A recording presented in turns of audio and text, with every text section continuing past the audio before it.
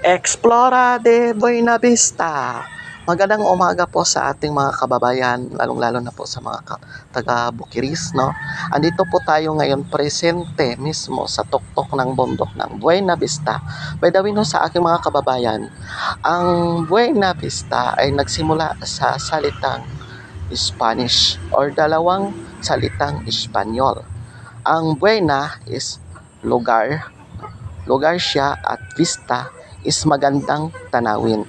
So, pag dinugtong yan, Buena Vista, ibig sabihin, lugar na mayroong magagandang tanawin. So ngayon, andito po tayo ngayon. Isa sa ating makikita dito sa aming lugar, dito po sa Buena Vista, ay yung pwede nating pantawid gutom. No? Marami ditong mga klaseng mga mushrooms. Like ganito.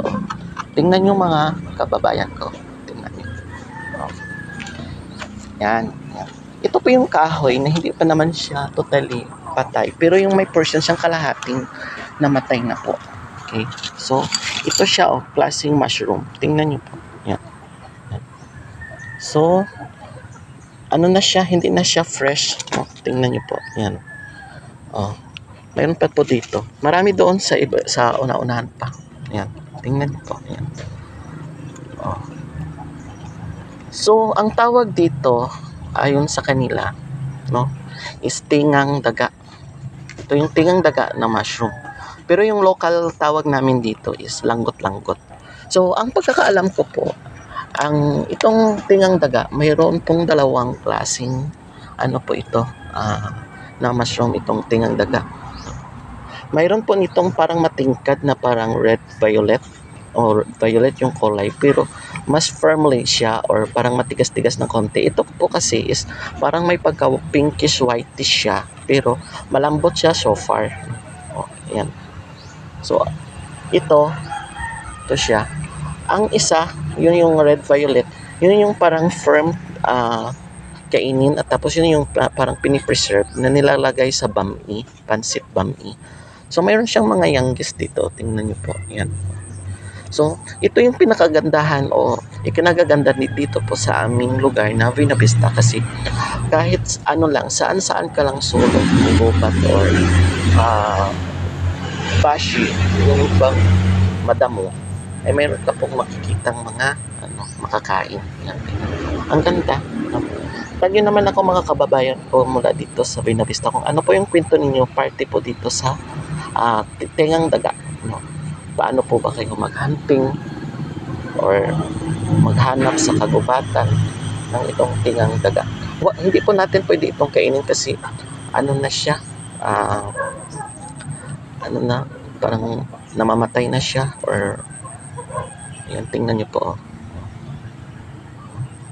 So, marami dito, kung marunong lang tayong mag-preserve nito, is marami po tayong maitatagong pwedeng makain sa panahon ng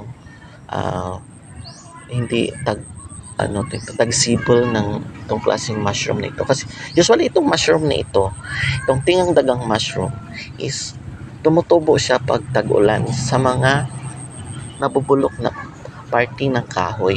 No? So, tingnan yun doon naman po yung tinutubuan kung safe ba kainin or malinis ba. Kasi baka magkaroon tayo ng food poisoning or yung mga bacteria na presente sa lugar. Yun lang yung layunin ng paghahanap at pagpiprepare natin ng ating mga makakain. Unang-una, sisiguraduhin po natin yung pinagkukunan ng ating niluluto is maganda ba, malinis ba, or safe ba, ganun. Huwag po tayong basta-bastang kukuha. Tingnan natin po sa paligid kung ito po ay malinis, safe, maganda. Yun yung ating unang-unang mga factors na kailangan natin pong malalaman sa pangungulikta ng ating makakain. Kasi po nakasalalay po ang ating kalusugan dito at kalusugan ng ating buong pamilya, lalong-lalo na po yung mga bata. Mahal po magkasakit. So, alalahanin po natin palagi, wala naman pong silbing nabubusog tayo kung ang kapalit naman ay magkakasakit po tayo. So, magkano lang naman po yung halaga ng ating kinain kaysa sa kung magkasakit tayo. ang mahal-mahal ng ating gagastusin. Bye!